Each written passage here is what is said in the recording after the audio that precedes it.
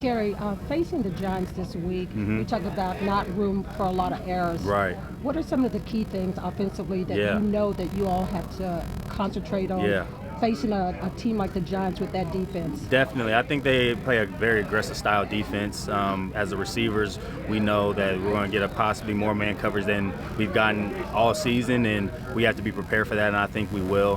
Offensively, I know they like to bring pressure and just keep things exotic and keep the offense on their toes. And for us, we got to stay ahead of the sticks. I think that's going to be extremely important, not get into third and long situations where they can really pin their ears back and attack us. We have to win one-on-ones on the perimeter. When you're going against another guy, you have to win that matchup, make contested catches.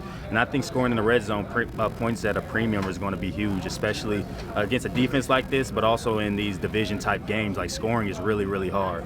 And, we've kind of had good and bad times scoring in the red zone, but if we want to have the success that we want to have this weekend, I think scoring in the red zone, taking care of the football, and converting on third down as well, because they're a really good third down team. So they present a lot of challenges, but I think our group is up for the challenge. Hey, Brian, big game coming up, divisional game against the Giants. Just talk about how the running game has been this year and how key it's going to be this coming week against the Giants.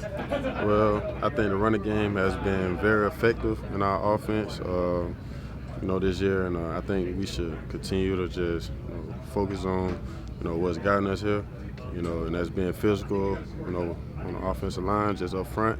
So going into this game with New York, same deal. I think we should come in with the same physical mentality, just attack. We know this is a big division game. Everybody locked in, so we're looking forward to that. I'm just trying to be effective every time I touch the ball. Like I really don't want to have negative yard carries. And I think that's the biggest thing I think about is just not going backwards. I always want to go forward. I always want to get positive yardage. So and also being physical. We all out there, playing football. I just want to be one of the most physical people on the field, and I want to show that, every time I touch. Kendall, you talked about the focus just now. What is the biggest focus this week going up against the Giants for this defense? I think just everybody just playing their keys and their tools, playing disciplined football, and just playing as one group. The term that comes to mind to me is one band, one sound. We all have our individual roles, but they all add up as a collective group to where we all rely on each other and we all need on each other. So everybody just focusing on their keys, their details, and making their plays. Ron, facing the Giants this week, what would be the biggest focus right now for you all defensively going up against the Giants? Just Saquon, he back doing his thing.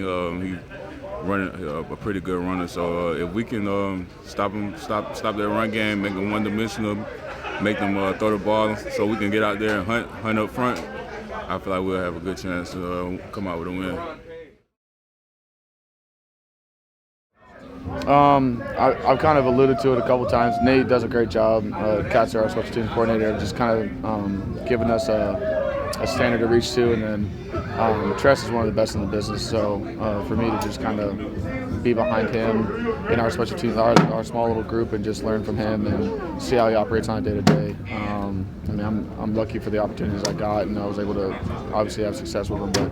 But we're just trying to set a standard of success here, and like I said, from Nate to Tress, I try to take it from Tress and then obviously pass it to Cheese. So it's just all of us working together. It seems like the special teams just keep getting all of these awards. It goes from you to Joey to it's a lot spreading around the special teams. Talk just a little bit about these honors that you all are getting this year. Yeah, I think, so first and foremost, the run that we've been on, just the wins and us, fighting for the playoff spot.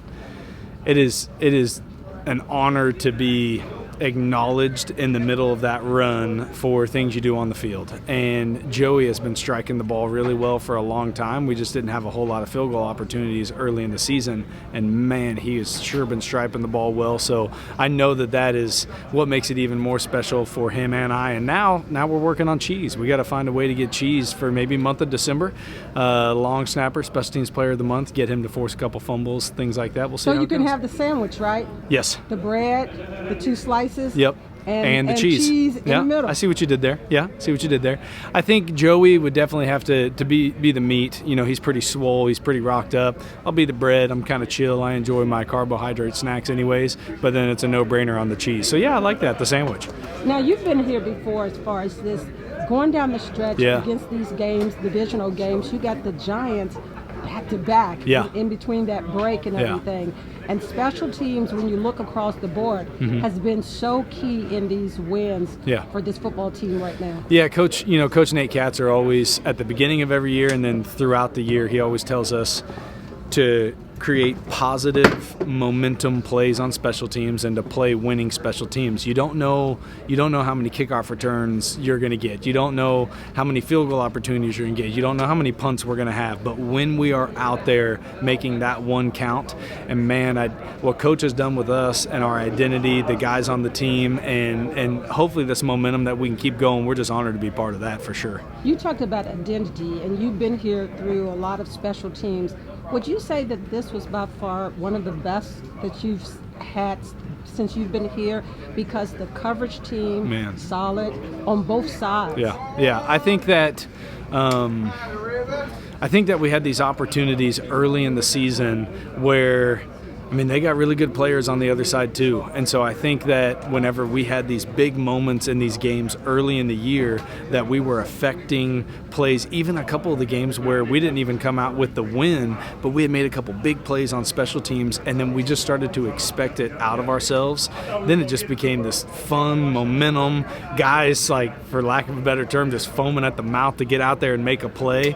And you just, dude, you can't, I don't even know if you could teach that. I mean, we got a great coach that does it for us, but like it's just fun to be a part of a group of guys like that. Even they may even want me to make some tackles from time to time, but those dudes do too good of a job. So I just get all hyped up and do secret handshakes with them and things like that. You know, normally when people started playing like this, they get all these special names, you know, as far as for their unit.